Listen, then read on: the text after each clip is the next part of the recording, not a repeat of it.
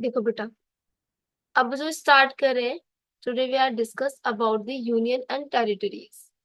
It's very important for the any examination. Union and its territories यानी कि संघ और उसके क्षेत्र. ठीक है. ये जो है संघ और उसके क्षेत्र, ये हमारे संविधान में आर्टिकल फर्स्ट में दे दिया जाता है. भारत एक राज्यों का संघ है. ठीक है. और भारतीय संविधान का भाग संघ और उसके क्षेत्र से संबंधित है. भाग एक के अंदर और अनुच्छेद 1 से लेकर 4 तक राज्यों के साथ संघ से संबंधित कानून की और संघ की स्थापना से संबंधित कानून शामिल है. किसके अंदर? संविधान के अंदर.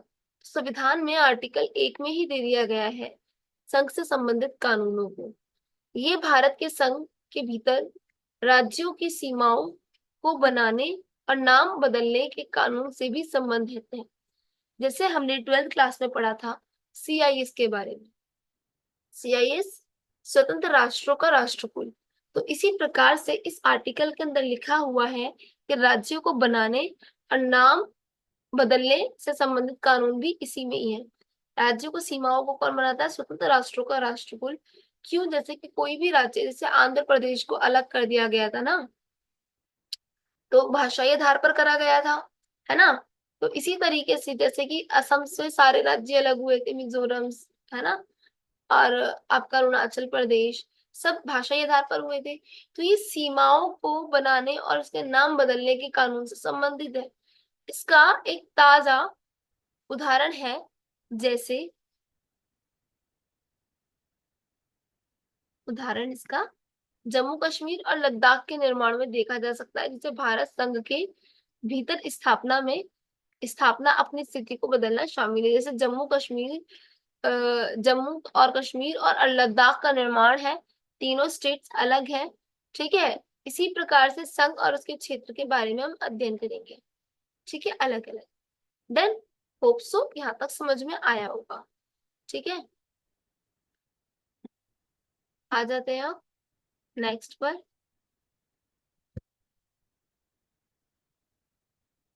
अब आते हैं संघ और उसके क्षेत्र. आर्टिकल 1 में दिए गए यूनियन एंड टेरिटरीज. भारत के राज्यों का संघ नहीं बल्कि राज्यों का संघ है.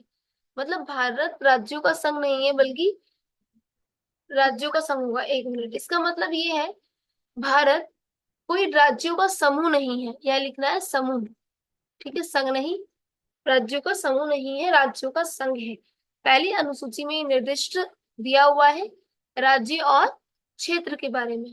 भारत के क्षेत्र शामिल है राज्य के प्रदेश और केंद्र शासित प्रदेश. टोटल कितने हैं हमारे पास ये, और ये टोटल कितने हैं आपके पास? राज्य प्रदेश कितने, यानी कि टोटल स्टेट्स ऑफ इंडिया कितने हैं?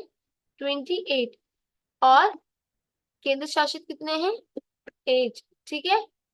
तो जो ऐसा कोई भी क्षेत्र जो भारत सरकार द्वारा अधिग्रहित किया जा सकता है, जैसे गोवा, दमन द्वीप, पुडुचेरी, है ना, और सिक्किम, दादर नागर और हवेली. ठीक है, ये सारे क्या है जो हमारे यहाँ पर केंद्र सरकार क्या करेगी? केंद्र शासित प्रदेश जो होते हैं ना, उसे कौन करती है? केंद्र सरकार. भारत सरकार द्वारा उसे अधिग्रहित किया जाता है. अनुच्छेद 1 परिभाषित करता है क्या? कि देश का नाम, जैसे कि भारत, और राज्यों का नाम, राज्य व्यवस्था का प्रकार राज्यों का संघ होगा. और भारत राज्यों के संघ के रूप में संदर्भित किया जाता है, क्योंकि भारतीय संघ जैसे अमेरिका, ठीक है, भारतीय संघ जैसे अमेरिका राज्य जैसे के बीच में एक तर्क परिणाम नहीं है. इन राज्यों को भारत से अलग होने का अधिकार नहीं है. आप सोच रहे होंगे ये भारत राज्यों का संघ मतलब क्या है, मतलब क्या चीज है? देखो, यहाँ पर एक तो एक गहरी नागरिकता है. जैसे मान लो ये भारत है, ठीक है, और इसके बीच कैलिफोर्निया से है. तो वो भारत, जो अमेरिका है वो राज्यों का संघ नहीं है, वो समूह ऑफ यानी कि ग्रुप ऑफ द स्टेट्स है. तो क्या है?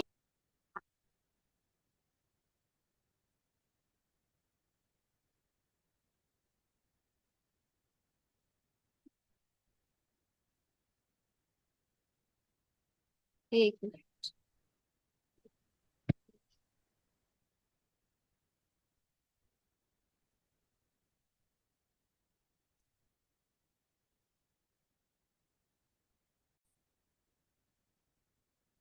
ठीक है, तो जैसे होप हमने देखा कि ये क्या है, ये हमारा भारत है और ये इसके स्टेट्स है। ठीक है, ये इसके स्टेट्स है। तो ये स्टेट्स जो है इनकी अलग से नागरिकता आपको लेने की जरूरत नहीं है, ये अलग नहीं है, ये इसके साथ ही है, भारत के साथ ही है। तो जैसे अमेरिका है, इसके अंदर जो स्टेट्स हैं ये, इसके अंदर जो स्टेट्स है इनकी नागरिकता अलग होती है, इनकी सिटीजनशिप अलग होती है। इस वाले चैप्टर के बाद हम सिटीजनशिप के बारे में पढ़ेंगे। ठीक है, तो इसीलिए हमारा भारत जो है वो क्या है, राज्यों का संघ है। होप समझ में आया होगा। ठीक है, नेक्स्ट आगे बढ़ते हैं। अनुच्छेद 3 में क्या अधिकृत कर रखा है, आपको ये अनुच्छेद के साथ याद करना है। एक नया राज्य बनाने के लिए, किसी राज्य का क्षेत्रफल बढ़ाने के लिए, क्षेत्र को कम करने के लिए, किसी राज्य की सीमा बदलने के लिए, किसी राज्य का नाम बदलने के लिए, ये सारे प्रोविजंस है आर्टिकल 3 के अंदर। ठीक है, पर ये सब कब कर सकते हैं, राष्ट्रपति की पूर्व स्वीकृति आवश्यक है इसके लिए। राज्य विधायिका को एक निश्चित अवधि के भीतर ये प्रावधान देना होगा और साधारण बहुमत चाहिए होती है। ठीक है, ये सारी प्रक्रिया शामिल करके तब हम इसके अंदर कर सकते हैं। अनुच्छेद 2 और 3 की, अनुच्छेद 368 के तहत संविधान में संशोधन के रूप में नहीं माना जाता, उन्हें सामान्य निवासी विधायी प्रक्रिया के माध्यम से साधारण बहुमत की आवश्यकता होती है। अब समय रेखा, राज्यों को केंद्र शासित प्रदेशों का गठन, देखो ये याद रखना है आपने, राज्यों केंद्र शासित प्रदेशों का गठन। ठीक है, 1953 में आंध्र प्रदेश बना। कहाँ से अलग होकर, ये पूरी लिस्ट आप अच्छे से अपनी कॉपी में लिख लेना। मद्रास में पहला भाषाई राज्य बना, आंध्र प्रदेश बताया था ना मैंने, मद्रास से अलग होकर आंध्र प्रदेश बना। और 1954 में दमन और दीव पुर्तगाल से अलग होकर बना। 1954 में पुडुचेरी भी बना। ठीक है, एक केंद्र शासित प्रदेश के रूप में फ्रेंच से समाप्त किया गया पुडुचेरी। और महाराष्ट्र और गुजरात बॉम्बे में के विभाजन द्वारा बनाया गया। ठीक है, बॉम्बे जो था पहले पूरा बॉम्बे था, उसके बाद महाराष्ट्र और गुजरात बनाया गया। नागालैंड असम से तोड़कर बनाया गया। और चंडीगढ़ में हरियाणा शाह आयोग की सिफारिशों से और अकाली दल की मांगों पर बनाया गया। ठीक है, हिमाचल प्रदेश राज्य की स्थिति को देखते हुए बनाया गया। और मेघालय, मणिपुर और त्रिपुरा राज्य की स्थिति को देखते हुए बनाया गया। इसी तरीके से सिक्किम, फिर मिजोरम, अरुणाचल प्रदेश, फिर छत्तीसगढ़, फिर तेलंगाना, ये भी राज्य अलग से बनाए गए। ठीक है, अब आता है बीरूबारी मामला 1960 का। उसमें सर्वोच्च न्यायालय क्षेत्र में काम करने के लिए शक्ति की जांच की और केंद्र सरकार ने पूर्व पाकिस्तान के साथ पश्चिम बंगाल में बेरूबारी संघ के क्षेत्र को सौंपने का फैसला किया। अब भारत में इस तरह के बदलाव सर्वोच्च न्यायालय में 9वें संविधान संशोधन अधिनियम 1960 की संविधान में 3 अनुच्छेद को प्रतिबंधित कर दिया गया और संसद में साधारण बहुमत और क्षेत्र को सौंप नहीं सकती, इसीलिए 368 के तहत संशोधन की आवश्यकता है। कहने का मतलब बेरोजगारी मामले में हुआ है कि अगर अब कोई भी क्षेत्र को बनाना होगा, प्रतिबंधित करना होगा, तभी साधारण मामला नहीं है, संशोधन के अंदर ही आएगा। ठीक है, कि संशोधन ही करना पड़ेगा आपको। तो ये आ सकता है कौन से संविधान संशोधन में, अनुच्छेद 368 को, अनुच्छेद 3 को क्या कर दिया गया, प्रतिबंधित कर दिया गया, अनुच्छेद 3 को। ठीक है, और फिर उसके बाद क्या हुआ, उसके बाद रियायतों का एकीकरण हुआ। ये भारत स्वतंत्रता अधिनियम 1947 की मदद से शुरू हुआ था और पाकिस्तान में शामिल होने के बाद, भारत में शामिल होने के बाद स्वतंत्र राज्यों के रूप में थी। 3 विकल्प थे उनके पास, या तो वो अलग राज्य बन जाए, अलग ही देश बना ले अपना, या फिर वो भारत और पाकिस्तान के साथ शामिल हो जाए। आजादी के समय हमारे पास देसी रियासतें कितनी थी, टोटल 552 देसी रियासतें थी हमारे पास। भारतीय समय सीमा कब में विलय हो गया और 3 राज्यों ने उस समय भारत में शामिल होने से इनकार कर दिए थे। वो 3 राज्य कौन से थे, हैदराबाद, कश्मीर और जूनागढ़। और इसके बाद पुलिस कार्यवाही के माध्यम से हैदराबाद शामिल हुआ और लोगों के जनमत संग्रह से जूनागढ़ शामिल हुआ और विलय के थ्रू क्या हुआ, कश्मीर शामिल हुआ। ठीक है, तो इस तरीके से इनका विलय हो गया देसी रियासतों का। हमारे ही देसी रियासत कौन सी होती है, जहाँ पे पहले किसी राजा महाराजाओं का शासन होता है। ठीक है, वो देसी रियासत होती है। इसके बाद हमने बनाया राज्य पुनर्गठन आयोग। प्रारंभ में भाषा के आधार पर राज्य पुनर्गठन आयोग की मांग कर रहे थे, 1948 में से बनाया गया जाता है ये।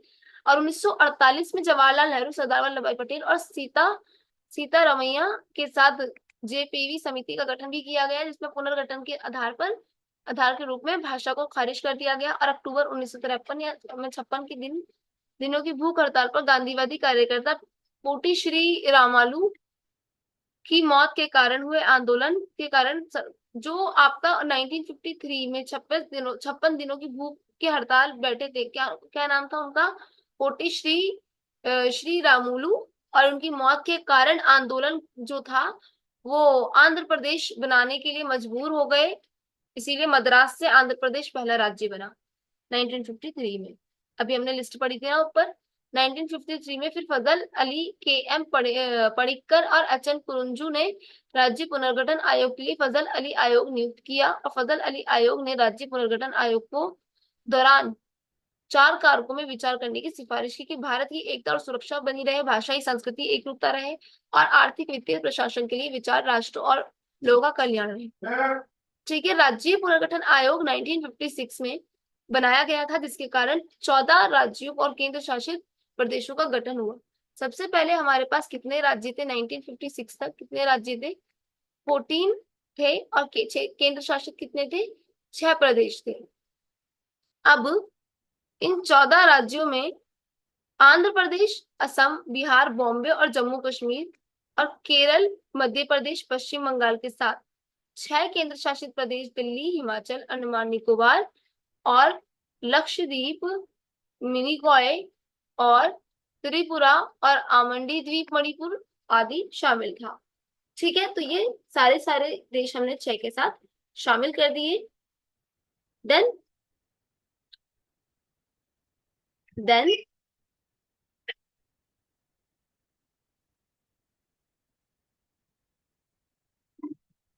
अब आ जाता है आपके क्वेश्चंस। ठीक है, नोट्स इज कंप्लीट।